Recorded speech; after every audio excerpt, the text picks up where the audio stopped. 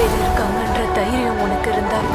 ஒரு சிட்டில சுஜாதா ஒரு பொண்ணு இருக்கா. அவ காலேஜுக்கு போறா.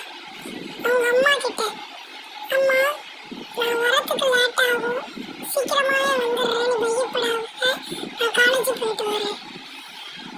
சரி தங்கமே. அவங்க அம்மா அம்மாள் அவன் பேரு. நான் அதுக்குள்ளேயும் காய்கறி வெட்டி நான் உனக்கு சமைக்கிறேன் அப்படின்னு சொல்லிட்டு சுஜாதா கிளம்புறான். அவங்க அம்மா பார்த்தோன்னே, எங்க நம்ம பொண்ணு, எங்க ஒருவேளை தொலைஞ்சு போயிருப்பானு. அம்மாடி சுஜாதா, எங்கம்மா இருக்க? ஐயோ என் பொண்ணு தொலைஞ்சிட்டாலே, எங்க எப்போ வருவா? ஹலோ அம்மா, ஐயோ சிக்னல் வேறு கிடைக்கலையே, ஐயோ நான் என்ன பண்ணுறது? அப்போ தான் ஒரு பறவை பார்க்குறேன், மயங்கு விழுது. அது திடீர்னு எழுஞ்சி ஒரு காட்டேரியாவும் ஆகுது. அவள் ரொம்ப பயப்படுறா. அது உங்ககிட்ட ஒன்று சொல்ல வருது. நான் ஒன்று எதுவும் பண்ண மாட்டேன், சொல்ற இடத்துக்கு வா போலாம். சுஜாதா கத்தியால குத்துற மயங்கி விழுது. அது மயங்கி விழுதுன்னு நினைச்சானா, அதுதான் இல்லை. அவ எவ்வளோ ஓட ட்ரை பண்றா, திருப்பி பின்னாடியே வரா.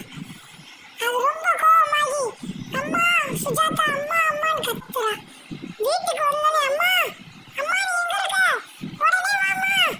அம்மா சுஜாதா வந்துட்டியா? இவ்வளோ நேரம் எங்கடி போன? என்ன பண்ணிக்கிட்டு இருந்த சொல்லு சொல்லுடி. அம்மா அங்க ஒரு பேய பார்த்தம்மா. அங்க ஒரு பறவை மயங்கி விழுந்துச்சு.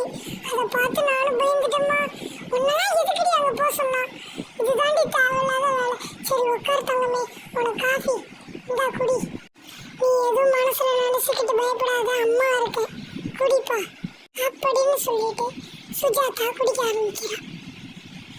குடிச்சிக்கிட்டு இருக்கா. இதோட இந்த வீடியோ பிடிச்சிருந்ததுன்னா லைக் பண்ணுங்க,